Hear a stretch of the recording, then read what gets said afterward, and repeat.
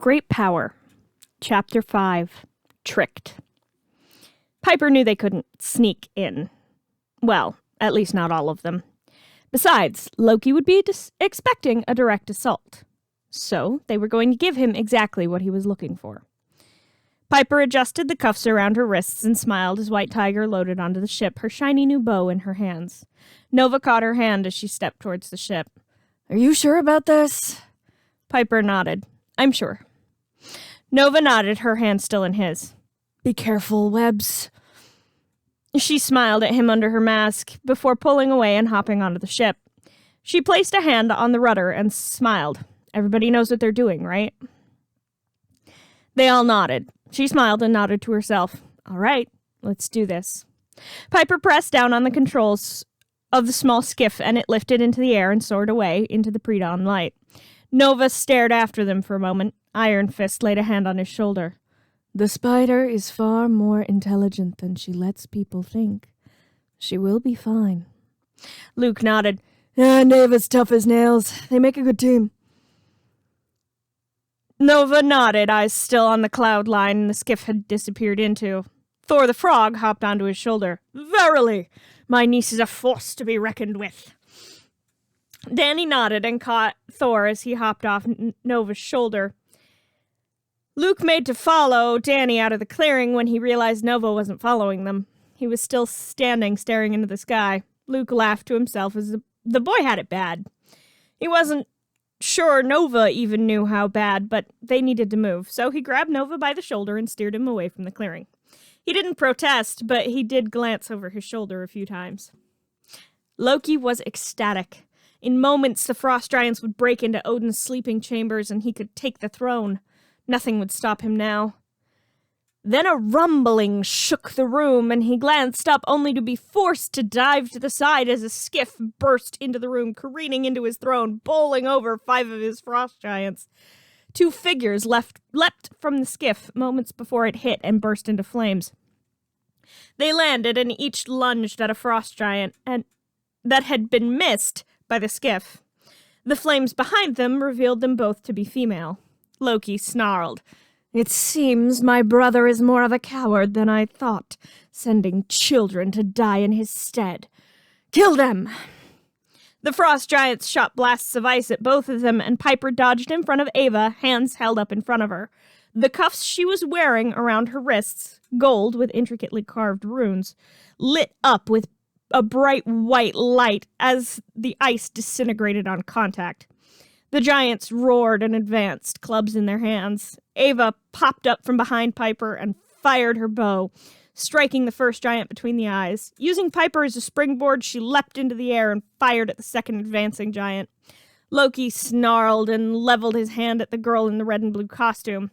A blast of magic sent her flying into the giants, still trying to gain entry to Odin's sleeping chamber. Both of them stumbled into the door, which finally splintered. Loki let out a triumphant call and raced for the door as the giants pulled back, leaving the stirring spider the only thing that stood between him and the victory he craved. There was a shout, and a halberd sunk into the floor in front of him before a familiar chunk of metal struck him in the chest. He swore loudly as the giants in the room roared, and Thor's voice echoed through the room. "For Asgard!" 3 figures rushed into the room, 2 of them carrying weapons. The obnoxious glowing one, who'd freed Thor from Loki's spell of confinement, swooped down and grabbed the halberd, swinging it at one of the 5 remaining giants. The frog that had been Thor leapt from the green one's shoulders and swung Mjolnir, but Loki swatted him aside. The spider had disappeared, so his path to Odin was clear. He raced forward, only for a web to spring up in the doorway. Piper had to think fast. They were doing well against the giants, armed with the weapons that the Master Dwarf had given them. But he hadn't given her a weapon. Instead, he'd snapped a set of cuffs around her wrists. "These will even the fight for you. Take away the cold as an issue. But they will hurt neither Loki nor his giants. For you have no need of a real weapon. You have every weapon you need, right here." He tapped the side of her head with a finger. She smiled to herself as she glanced over at the unconscious Thor frog. "You gotta stop breaking doors in your own palace. You're the reason things can't be nice, you know." Loki practically growled. You, then Odin, then Midgard. Piper shrugged. What good would that do you, though? No one's gonna back you, and you know it. You might have a claim to the throne, but it's wobbly at best. And killing Odin would just mean that Thor would succeed him. Frog or not, Asgard's people love him. He's untouchable in their eyes. There was the light of insanity in Loki's eyes as he glanced over at Thor the Frog. He took a step in his direction. You are but a child, but you have a point. Piper laughed as Loki took another step towards her uncle, the frog. So you're gonna squash him as a frog? That's just cheating. No one will say you really beat him like that. Anyone can kill a frog. No one can kill Thor. Loki's eye twitched for a moment as the others kept fighting behind them. The ground around him cracked slightly as he fully turned to face Thor. He waved a hand and summoned the stone that had been around the frost giant's neck at the museum. No one will contest my right to rule, he screamed, as in a blast of green light from the stone, Thor was returned to his regular form. He pulled himself to his feet, reaching out a hand as Loki lunged. Thor caught Mjolnir and swung it into his brother's face, sending him flying into the wall. He grunted, and the spark of madness was replaced with pain and more than a little indignation. You tricked me! A mere mortal tricked the god of tricksters? He was about to lunge, but Thor caught him by the front of his armor. She is no mere mortal. She is the Lady of Spiders. Piper shrugged. Close enough. Loki laughed loudly as the crash from his final frost giant falling reverberated through the room. Keep a close eye on your back from now on, little spider. With that final pronouncement, Loki dissolved in Thor's grip. The sun peeked over the horizon, and the ice around Asgard began to melt. The others gathered around and peeked into Odin's sleeping chamber. He was still fast asleep. Chapter 6. Something to celebrate.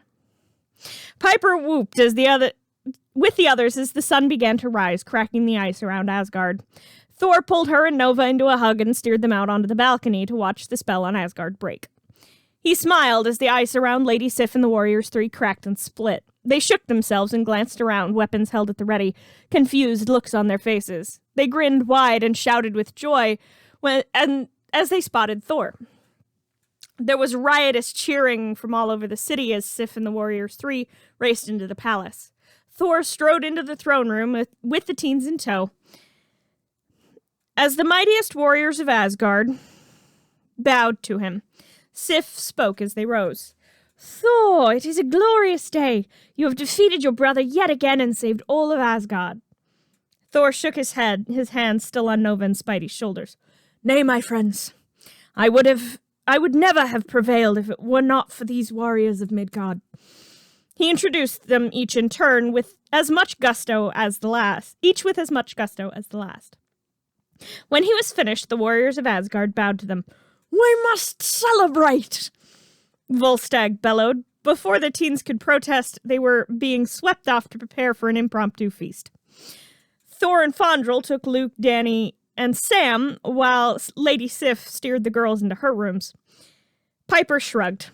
They had only been gone for a few hours. A little party couldn't hurt. Bruce sighed and poked Tony in the side. He'd fallen asleep with his face plastered to the screen in front of him. He jerked awake, flailing slightly. He glared at Bruce for a moment, then groaned to himself, realizing that he'd fallen asleep. He glanced up at the screen in front of him.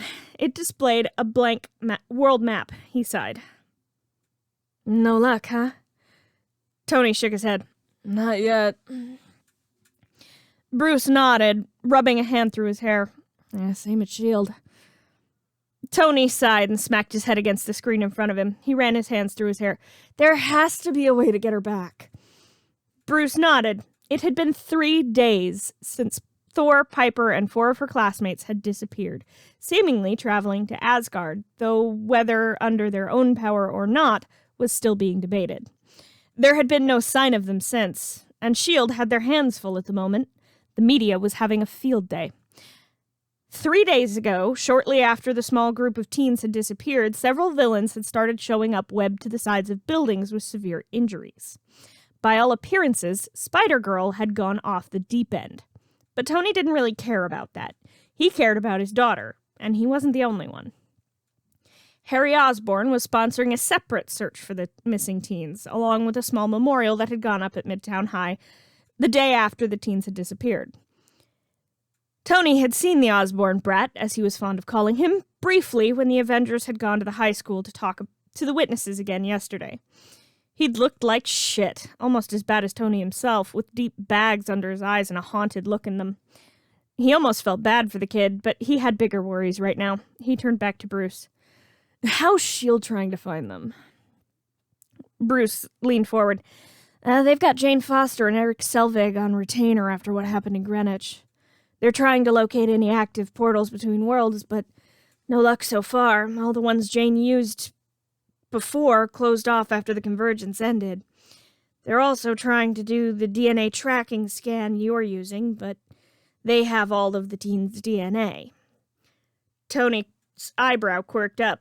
Why? I mean, Piper I get, because she's my kid. They'd want to keep an eye on her if something happened, which I actually appreciate, but S.H.I.E.L.D. has DNA from the other kids who went missing? Bruce sipped his coffee and shrugged. Tony, whose DNA don't they have? Tony conceded the point with a grunt and turned back to his computer. Harry laid a bouquet of red carnations in front of Piper's picture. The memorial was small, just a picture of each missing teen in a small gold frame, with candles and flowers in front of each. Danny, Ava, Luke, and Sam's pictures were all ripped straight from the yearbook, but Harry had provided the picture of Piper. It was one of his favorites. MJ had taken it on one of their impromptu trips to Malibu from about 2 years ago. She was still wearing her glasses, but she was laughing in the photo, eyes almost closed. She had a book, some science journal, in her hand and seemed not to have a care in the world. So many things were different now. He shivered as a low, hissing laugh sounded in his ear. He managed to stumble to the bathroom before he blacked out again. He wasn't sure why he kept blacking out, but he knew it couldn't be good. He wondered if he was going crazy as the blackness closed over him again. Piper giggled as Ava swirled her skirt, a silvery white material Piper wasn't familiar with. The belt was bright gold with creamy white accents. Her amulet, a white tiger with green gems for eyes and bright jade detailing, now hung around her neck on an emerald-adorned necklace. She hadn't let anyone else touch the amulet. No one had objected. It clearly had quite a bit of value to her. Piper suspected it was because it was the source of her powers, but she brushed it aside for now. Ava looked spectacular in the dress as she fiddled with the ornate circlet Lady Sif had braided into her long dark hair. She bounced her eyebrows at Piper. Looking good, Miss Leader. Piper laughed. She looked down at herself. Her dress was blood red. Lady Sif had put her in what could only be described as a plate metal corset. It was silver, like the circlet in her own hair, which, unlike Ava's, fell free. The only gold accent she was wearing was the bands around her wrists. Not looking half bad yourself, kitty cat. Ava stuck out her tongue as Lady Sif knocked on the door. Are you ready? Piper nodded at Ava, who nodded back. They opened the door and smiled. You both look like true Asgardian warriors. The teens smiled as Sif showed them into the great hall.